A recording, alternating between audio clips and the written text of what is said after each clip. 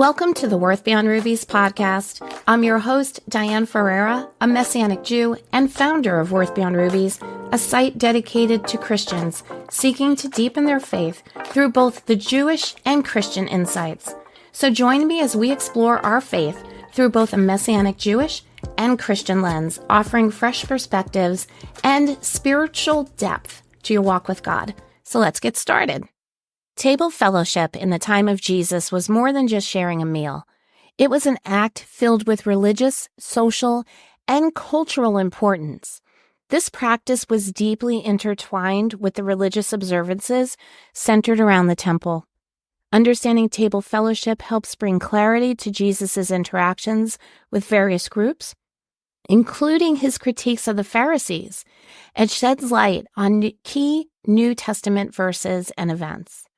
In the Second Temple period, the temple in Jerusalem was the heart of Jewish worship and sacrificial practices.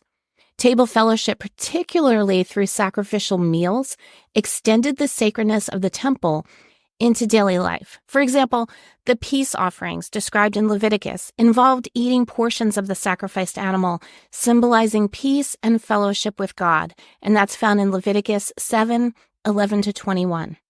This practice reinforced the idea of a communal covenant with God, extending beyond the temple to include everyday life. The dietary laws outlined in the Torah were crucial in maintaining the sense of holiness and purity. These laws dictated what could be eaten and under what conditions, ensuring that the Jewish people remained distinct and ritually pure, not morally pure, ritually. The Pharisees, who were particularly concerned with ritual purity, extended these dietary laws into daily practices, influencing how Jews interacted with others, including through table fellowship. The Pharisees were a religious group dedicated to the meticulous observance of the Torah, including its dietary laws. They believed in maintaining a state of ritual purity, not just in the temple, but in all aspects of life. This included avoiding interactions that could lead to ritual impurity. The Pharisees developed an extensive oral tradition, later known as the Mishnah, to provide detailed guidance on maintaining this purity. To learn more about ritual purity and impurity and how it differs from moral purity and impurity, be sure to check out our 8-lesson Bible study, Holy versus Profane, Understanding Ritual Purity and Moral Impurity in Scripture. You can find that on worthbeyondrubies.com in the menu under Bible Studies. It's completely free, so go check it out. This served to create a clear boundary between those who observed the law and those who did not, including Gentiles. We have to consider the historical and cultural context and recognize that many of their Gentile neighbors were followers of pagan gods and engaged in their own customs and ceremonies, which could greatly impact ritual purity and even adherence to the law. So table fellowship became a marker of religious and social boundaries. By adhering strictly to these practices, the Pharisees aimed to preserve the holiness of the Jewish community, ensuring their distinct identity as God's chosen people. Now, Jesus frequently challenged the Pharisees' strict interpretation of the law, particularly regarding table fellowship. He often ate with individuals considered unclean or sinners, such as tax collectors and prostitutes, actions that often baffled and challenged his Pharisaic friends. In Matthew 9:10-11, Jesus' dining with tax collectors and sinners prompted the Pharisees to question his disciples, highlighting the tension between Jesus' inclusive approach and the Pharisees' emphasis on ritual purity. One of the most vivid examples of Jesus' criticism is found in Matthew 23:24, where he accuses the Pharisees and says, "O blind guides, straining out a gnat while swallowing a camel." This phrase comes from the Pharisees' meticulous efforts to avoid consuming anything unclean. So out of an abundance of caution, they would strain their wine or their water through a cloth to avoid accidentally ingesting a gnat, which was considered impure according to Levitical law. In Leviticus 11:20-23, it says, All flying insects that walk on all fours are detestable to you, yet you may eat from all winged creeping things that go on all fours, which have legs above their feet, with which to hop on the earth. You may eat from any locust, any kind of katydid, any kind of cricket, and any kind of grasshopper, but all winged creeping things that have 4 feet are loathsome to you. However, Jesus used this expression to illustrate a much deeper problem. While the Pharisees focused on minor details of the law, they often overlooked more significant issues, such as justice, mercy, and faithfulness. In Matthew 23:23, he says, "Woe to you, Torah scholars and Pharisees, hypocrites! You tithe mint and dill and cumin, yet you have neglected the weightier matters of Torah, justice and mercy and faithfulness. It is necessary to do these things without neglecting the others." The camel, being one of the largest unclean animals, symbolized major omissions in their practice of the law, highlighting their inconsistency and, for some, hypocrisy. But make no mistake, Jesus and the Pharisees were not enemies. In fact, quite the opposite is true. These quote-unquote disputes they seem to have about matters of purity were essentially family disagreements. There's a famous saying, 2 Jews, 3 opinions, and as a Jewish person, I know this is completely true. One only needs to look at the Talmud to see what these differing opinions between teachers looked like and how they settled on a matter. So this was not enmity at all, but merely disagreements between friends and family. The image of the evil Pharisee lurking behind every corner just waiting to catch Jesus in some misstep is not only wrong, it has contributed to anti-Semitism. Interestingly, and important to note, while Jesus critiqued the Pharisees' legalism, he did not reject the law itself. Both Jesus and the Pharisees valued justice, mercy, and faithfulness, though they differed in how these principles should be prioritized and applied. The Pharisees' fence around the Torah was a set of additional rules meant to safeguard against breaking the core commandments. Jesus, however, emphasized the spirit of the law, focusing on internal transformation and the deeper meaning behind the commandments. In Mark 7:1-23, Jesus addresses the Pharisaic practice of ritual hand-washing before meals, which was part of their effort to maintain purity. He teaches that it's not what goes into a person that defiles them, but what comes out from within, emphasizing that moral impurity comes from evil thoughts and actions. This teaching aligned with the prophetic tradition that prioritized a pure heart and righteous actions over ritualistic observance.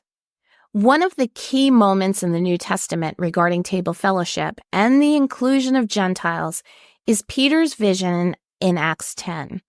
In this vision, which is often misinterpreted, Peter sees a sheet lowered from heaven containing various animals, both clean and unclean, and is told to kill and eat. Peter protests, citing the Torah's dietary laws, but the voice responds in Acts 10:15. It says, "Again a voice came to him a second time. What God has made clean, you must not consider unholy." Initially, Peter's confused by the vision, but its meaning becomes clear when he's invited to the home of Cornelius, a Gentile centurion. Despite having his initial reservations, Peter goes, soon realizing that the vision was not about food at all, but about people. The vision symbolized the breaking down of traditional barriers between Jews and Gentiles, affirming that God shows no partiality and accepts all who fear him and do what's right. Acts 10:34-35 says, "Then Peter opened his mouth and said, 'I truly understand that God is not one to show favoritism, but in every nation the one who fears him and does what is right is acceptable to him.'" This event marked a significant shift in the early community of believers' understanding of table fellowship. It showed that the inclusion of Gentiles in the new covenant community did not require adherence to all the traditional Jewish laws, including dietary restrictions. This was further confirmed at the Jerusalem Council in Acts 15, which concluded that Gentile believers did not need to, nor should, follow the full Mosaic law, but should observe a few essential requirements. Dr. Mark Kinzer, in Jerusalem Crucified, Jerusalem Risen, emphasizes that this vision and the subsequent events were less about abolishing dietary laws and more about rethinking the boundaries of the covenant community. The focus was on relationships and inclusion, signifying a new era in which the distinction between clean and unclean, Jew and Gentile, was no longer relevant in the same way that it had been under the Old Covenant. This issue of table fellowship also played a key role in the early church, particularly in the controversy at Antioch, described in Galatians 2:11-14. It says, "But when Peter came to Antioch, I opposed him to his face, because he was clearly in the wrong. For before certain people from James, he regularly ate with the Gentiles. But when they came, he began to withdraw and separate himself, fearing those from the circumcision. And the rest of the Jews joined him in hypocrisy, so that even Barnabas was carried away with their hypocrisy. But when I saw that they were not walking in line with the truth of the good news, I said to Peter in front of everyone, 'If you, being a Jew, live like the Gentiles and not like the Jews, how can you force the Gentiles to live like Jews?'" Here, Paul confronts Peter for withdrawing from eating with Gentile believers when certain people from James arrived. This incident really demonstrates the tension between Jewish identity and the inclusive nature of the gospel, which welcomed Gentiles without requiring them to adhere to all Jewish customs. Paul's rebuke was directed at the hypocrisy of Peter and others who, by withdrawing from table fellowship with Gentiles, were implying that Gentiles needed to adopt Jewish practices to be fully accepted. This behavior contradicts the gospel message to the Gentiles that salvation through Jesus was based on faith, not the observance of the law. This incident highlights the early church's struggle to define the boundaries of the community in light of the inclusion of Gentiles, and it affirmed that faith in Jesus was the basis for that inclusion in the covenant community. The Jewish practice of table fellowship with Gentiles was complex and varied. Generally, Jews avoided eating with Gentiles to prevent ritual impurity, especially from non-kosher foods or foods that were sacrificed to idols. However, in the diaspora, Jews often socialized and interacted with Gentiles in various aspects of daily life, including dining. In these situations, Jews would typically abstain from certain foods or clarify their dietary needs to maintain their ritual purity. The Mishnah, which is part of the Talmud, discusses these issues, reflecting a broader principle of engaging with the world while maintaining Jewish distinctiveness. This principle was especially relevant for Jews living outside Israel, who had to navigate these boundaries in a multicultural environment. It demonstrated the flexibility within Jewish law to maintain purity while also engaging with the diverse world that they found themselves in.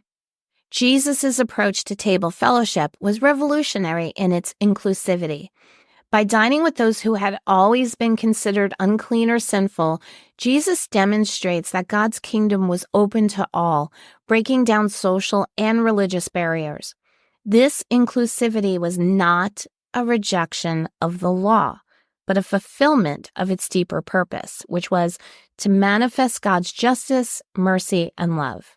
Jesus did not detract from the law. In fact, he often built a fence around it, such as do not hate as opposed to simply do not murder, do not look with lust as opposed to simply do not commit adultery, and so on. The early church's struggle over table fellowship, particularly the incident at Antioch, highlighted the challenges of creating a unified community that included both Jews and Gentiles. The resolution, emphasizing faith in Jesus over just strict adherence to the Torah, marked a significant shift in the understanding of community and identity in the emerging church. So, understanding the role of table fellowship in the time of Jesus and its subsequent implications for the early church provides crucial insights into the dynamics of inclusion and exclusion, purity and community in biblical times. It challenges us to consider how our own practices of hospitality and community life reflect the inclusive and grace-filled ethos that Jesus embodied. As we gather around the table, whether in communion or everyday fellowship, we're called to extend the same radical hospitality and love that Jesus demonstrated, breaking down barriers and welcoming all into the community of faith. I want to thank you so much for tuning into this episode. I truly appreciate your support. If you haven't done so already, please subscribe to the show on your preferred podcast platform. This way you'll get updates as new episodes become available. And if you feel so inclined, please leave us a review and share the show with someone you know. Your feedback and your recommendations help us grow and reach more people with insights and teachings from a biblical perspective. Stay blessed, friends, and see you next time.